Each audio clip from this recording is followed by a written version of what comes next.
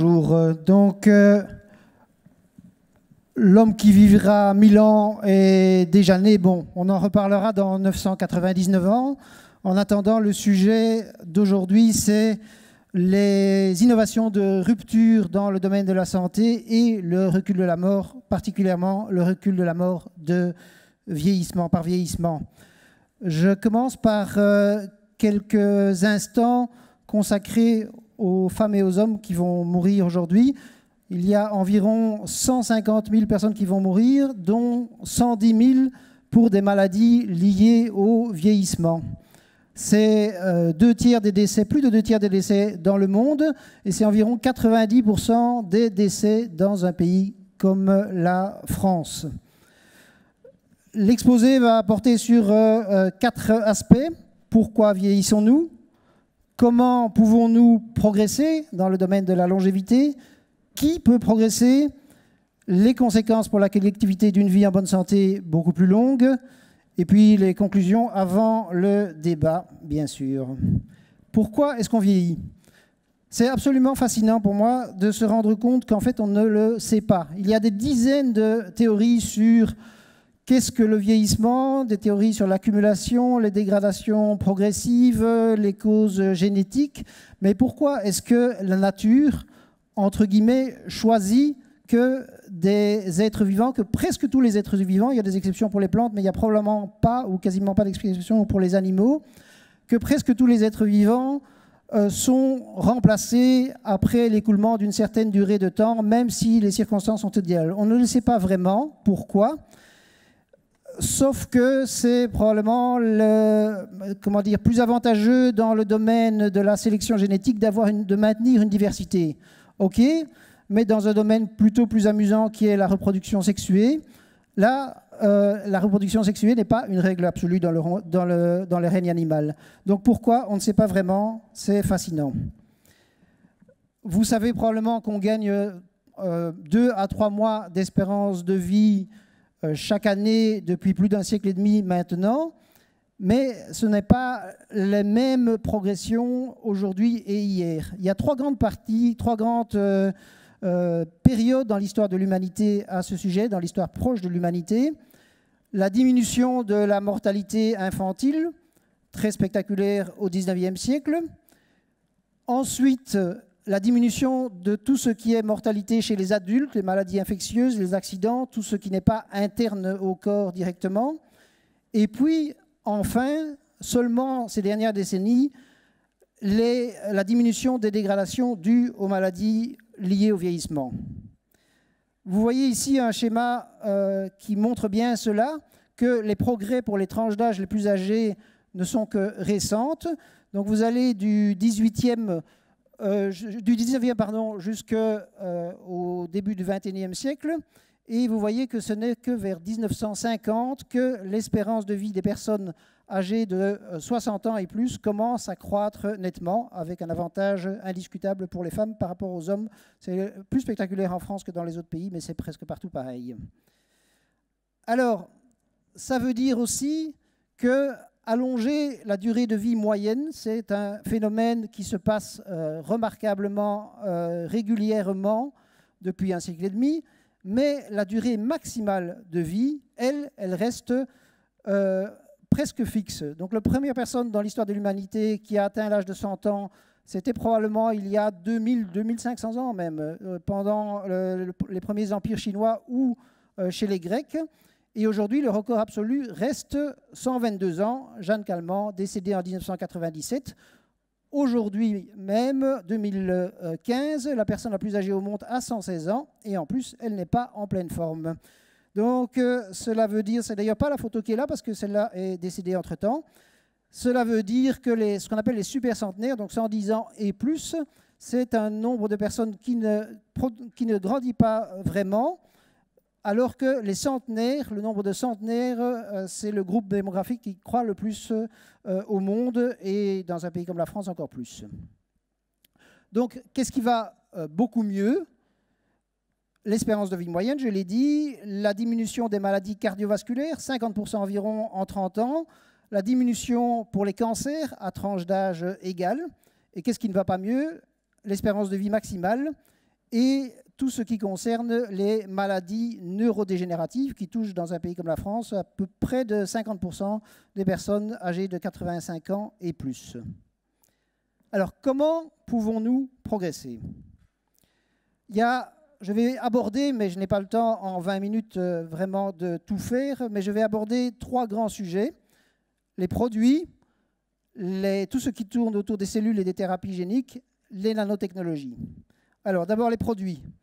Donc, pour ne rester que dans les mots en in, rapamycine, metformine, statine, aspirine, aspirine c'est banal, hein, mais pourtant, font partie des groupes de produits qui permettent probablement de gagner quelques mois, quelques années de vie en bonne santé en plus. Ceci dit, la, entre guillemets, pilule de l'immortalité, ça fait des millénaires qu'on la cherche, et donc malheureusement, il est assez peu probable que nous trouvions, disons, un produit de forme classique qui ait réellement des effets considérables en matière de longévité, mais des chercheurs partout dans le monde cherchent, et c'est une bonne chose que les scientifiques soient plus actifs dans ce domaine-là. Le deuxième domaine, c'est tout ce qui concerne les cellules souches, les thérapies géniques. Vous savez probablement qu'une cellule ordinaire une cellule ordinaire pour un être humain se divise une 50aine de fois et puis meurt, alors que certaines cellules, qu'on appelle les cellules souches, peuvent se diviser sans limitation. Ces cellules, ce sont celles de l'embryon, ce sont aussi certaines cellules du corps de l'adulte et c'est aussi malheureusement les cellules cancéreuses. Aujourd'hui, à la différence d'il y a une dizaine d'années, nous n'avons plus besoin d'embryons pour créer des cellules souches parce qu'on peut, à partir de cellules souches d'un individu adulte, les transformer en cellules qui peuvent recréer tous les tissus d'un être humain et tous les types de cellules dont nous avons besoin.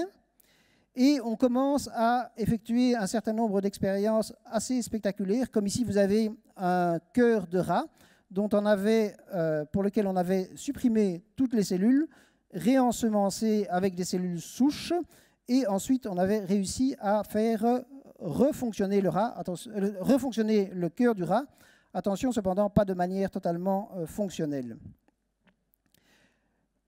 Ceci dit, une cellule souche, les cellules souches permettent de régénérer des tissus, de régénérer des organes, mais pour le moment, en ce qui concerne la thérapie génique, on n'a pas encore trouvé de mécanisme permettant de déterminer chez l'être humain pourquoi est-ce que certains êtres humains vivent plus longtemps et d'autres moins longtemps. On sait que la composante génétique est importante pour ce qui concerne la durée de vie extrême, mais on ne sait pas encore quels sont, encore une fois, les gènes précis qui permettent ces durées de vie plus longues. Ceci dit, ce qui incite à l'optimisme, c'est qu'il y a des espèces animales très proches dont les durées de vie sont extrêmement différentes. Donc on sait que là, il y a des choses à chercher. Par exemple, il y a des espèces de caméléons et des espèces de poissons. Certains vivent quelques mois et d'autres vivent des années, et c'est vraiment des animaux très similaires par ailleurs. Ensuite, le dernier domaine, dans le domaine cellules souches, thérapie génique, etc., dans lequel les progressions sont possibles, c'est tout ce qui est mécanisme de régénération. Un animal comme la salamandre ou comme le poisson zèbre, le dagneau de l'aquariophile, certains membres, et même pour le dagneau, certaines parties du cœur peuvent repousser, se régénérer, et des recherches sont en cours pour voir si c'est possible de permettre des mécanismes similaires chez l'être humain. Le domaine suivant dans lequel des perspectives considérables s'ouvrent à plus long terme, c'est le domaine des nanotechnologies. Donc tout ce qui est à l'échelle du milliardième de mètre, aujourd'hui, on peut déjà créer des médicaments qui peuvent, de par leur taille et de par l'utilisation de couches différentes qui se dissolvent petit à petit, s'introduire parfaitement à l'endroit qui est souhaité dans le corps. Mais on peut imaginer, et on commence à réfléchir à cela à plus long terme, de créer des sortes de nanorobots qui pourront remplacer des cellules, remplacer des globules blancs, finalement remodeler petit à petit le corps de chaque personne et donc nous permettre d'envisager une vie sans limitation de durée. Donc pas l'immortalité, mais ce que je préfère appeler la mortalité, vie dans laquelle nous ne mourrons plus de maladies liées au vieillissement. Alors qu'est-ce qui met tout cela ensemble? C'est bien sûr la loi, ou plus exactement la conjoncture de Moore. L'accélération des progrès informatiques permet, vous l'avez vu de manière extrêmement détaillée durant l'exposé précédent, un déchiffrage de tout ce qui est ADN beaucoup plus rapidement, mais permet aussi de simuler des expériences qui sont faites aujourd'hui sur des souris, donc de les simuler sous forme informatique, et permet aussi par le développement de l'intelligence artificielle d'avoir des pistes en matière de recherche scientifique. Peut-être qu'un jour on atteindra ce qu'on appelle la vitesse d'échappement à la longévité, donc on gagnera chaque année une année d'espérance de vie, alors qu'aujourd'hui on gagne 3 mois, 2 à 3 mois, mais que dans certains pays du Sud on gagne déjà 6 mois, et qu'on pourrait devenir, toujours entre guillemets, immortel sans même s'en rendre compte. Un peu comme il y a, moi quand j'étais jeune, la leucémie des enfants, c'était une maladie mortelle à 90%. Aujourd'hui, la majorité des enfants qui sont atteints de la leucémie n'en meurent plus. Et finalement, il n'y a jamais eu de gros titres dans la presse. Aujourd'hui, les enfants ne meurent plus de la leucémie. Point suivant. Qui peut arriver à la longévité et comment, en quelques mots? D'abord, vous connaissez probablement la petite phrase humoristique ils ne savaient pas que c'était impossible, alors ils l'ont fait. Pour le moment, on est un peu dans la situation inverse. On ne se rend pas compte que lutter pour une vie beaucoup plus longue en bonne santé, que lutter contre toutes les maladies liées au vieillissement devient un objectif envisageable, alors on n'essaye pas de le faire. Et les progrès technologiques, ce n'est pas un long fleuve tranquille ou même un long fleuve agité. Les progrès technologiques, ça dépend aussi de nos choix comme citoyens, comme créateurs de start-up. Ça dépend. Dans certains domaines, prenons l'aviation, les progrès ont été extrêmement rapides durant des années 20 aux années 70 et puis se sont ralentis considérablement. Dans d'autres domaines comme l'informatique, c'est le contraire. Ça s'est accéléré considérablement ces dernières décennies, alors que c'était lent jusque-là. L'exemple le plus extraordinaire, c'est le premier être humain sur la Lune. Entre le premier objet dans l'espace en 1957 et le premier être humain sur la Lune en 1969, 12 ans seulement. Les acteurs, vous connaissez bien sûr les acteurs principaux, enfin vous connaissez probablement les acteurs principaux aujourd'hui. C'est IBM par IBM Watson, l'application d'intelligence artificielle qui se développe dans la recherche médicale. Et c'est Google via Google Calico et d'autres, disons, sous-sociétés. Mais c'est moins, malheureusement, l'Union européenne. C'est moins l'Union européenne et c'est moins la France. Quoique, pour ce qui concerne la France, nous avons des précurseurs. Condorcet, c'était vraiment un des premiers penseurs qui a envisagé une vie sans limitation de durée. Nous avons des chercheurs, Miroslav Radman, Miroslav Radman qui réfléchit à l'examen d'êtres vivants qui peuvent vivre sans limitation de durée. Laurent Alexandre, qui a en plus une qualité supplémentaire pour moi, il habite en Belgique. Mais il y a aussi Jean-Marc Lemaître qui examine les cellules souches. Alors il y a aussi des politiques qui s'intéressent au domaine de manière relativement surprenante, probablement pour beaucoup d'entre vous. Jean-Claude Mélenchon est un de ceux qui a explicitement envisagé la mort de la mort. Il y a de nombreux acteurs dans l'industrie pharmaceutique et puis il y a peut-être certains d'entre vous.